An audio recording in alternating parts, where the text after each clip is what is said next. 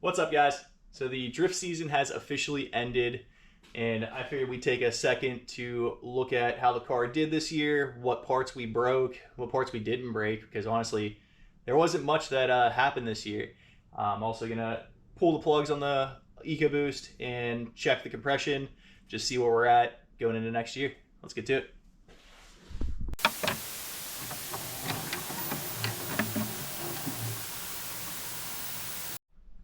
So first off, what did we break this year? The only thing that really happened with the car was the fuel tank. The baffle inside of it broke and was causing some really weird fuel pressure issues. So I went all out and put a radium fuel cell in. This has 3 pumps. It's got a 450 liter per hour lift pump that pumps fuel over into the surge tank. Inside the surge tank, there are 2 more 450 liter per hour pumps. So this should never have fuel issues again. Other than the leakages that we've had, the lines that I made for the car weren't great. So I'm going to switch it all over to AN this winter. But in the fuel, we are all AN fittings from the cell. We've got some bulkhead fittings through the trunk. And I'm going to go under the car and do AN from the bulkhead fittings the whole way up to the engine.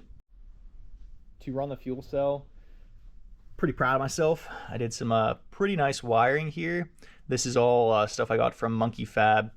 Great guys over there. They sent me a ton of connectors and wire for free to just show off what they got.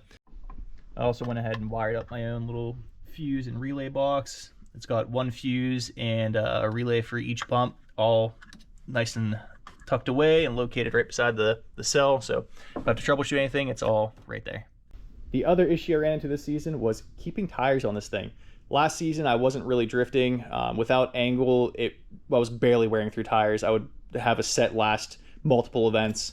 Now I'm going through multiple sets of tires per event. Still got some fresh ones in that stack, but you can see in the back room here, I've got stacks of just killed tires. But that's drifting, and that's what we wanted to do to begin with. One of the other things I was struggling with throughout the year, again, with putting more power down and actually being in the power band more often, was the cooling was not keeping up. So I put a Mishimoto rad in here, used the same fan shroud and fan from the last rad, but did some cooling upgrades. Still could probably use a little bit more. I might cut some holes in the bumper to get more airflow, but this is working a lot better than the rad that I had before. I know this wiring looks like a mess because it is a mess. I did this on the side of the track. I put a fan controller in that I can set a custom temp to control the fans. Setup works really well. I can set the fans to be on full time during the track day, and then I can set them back to being on at 180, 190 degrees whenever I get back on the street and have a more streetable car. The other stupid thing that broke this year was the door handle. I've been through 2 door handles this season because of giving people ride-alongs, and they try to apparently lift the whole car up by the door handle. So as you can see, the back mount is broken off. The door handle is jammed the whole way up, and you can't open the door anymore. So for ride-alongs now, I'm opening the door from the inside here and letting people in that way so they don't rip my door handle off. But I'm gonna go ahead and set the camera up on the mount and pull these coil packs and the plugs out. Let's do a compression check and see where we're at.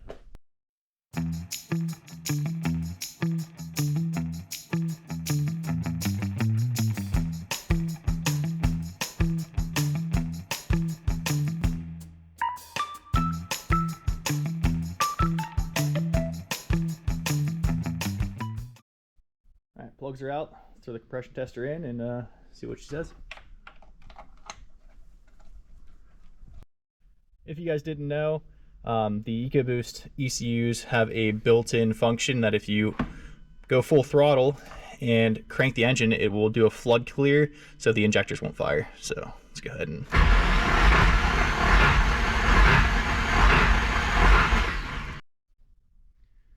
So that's what we got. About 130 on cylinder number 1. Cylinder 2 says a little over 130, maybe 132, 135, somewhere on there. Same store on cylinder 3, right at around 130. Last but not least, cylinder number 4. If any cylinder is going to be unhappy, it's going to be number 4. These Ecoboosts, they like to kill the piston number 4 with that low end torque and LSPI. But as you can see, it's actually in the best shape, maybe 135 or so. So we're dead even, or nearly dead even across all 4 cylinders. It's a little bit lower than a brand new Ecoboost, but this is a over 100,000 mile engine that I've been drifting on for 2 years now. And this last year, I have not been easy. Check out these clips.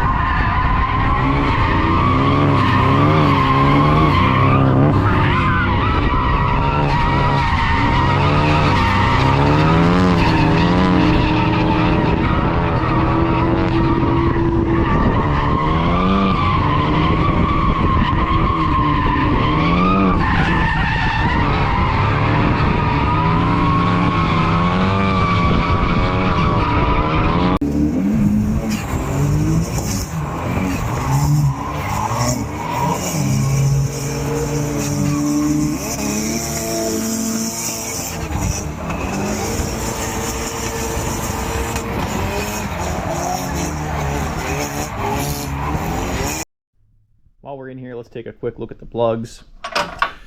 Set them down here. You can see, so this is cylinder 1, 2, 3, and 4.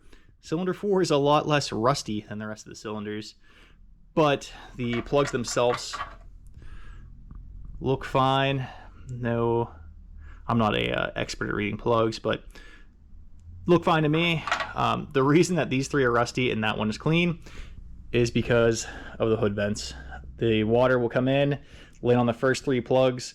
The back one is underneath the covered section of the hood, so it doesn't get water in there and it doesn't rust. But for next season, we'll go ahead and replace all 4 of these. And that's it. That's all this car needs is an oil change and some new plugs, and it's ready to go for a full another season. We'll catch you guys next season with this car. We have some plans with this coming up this winter. The Broncos getting a Coyote swap. Stay tuned.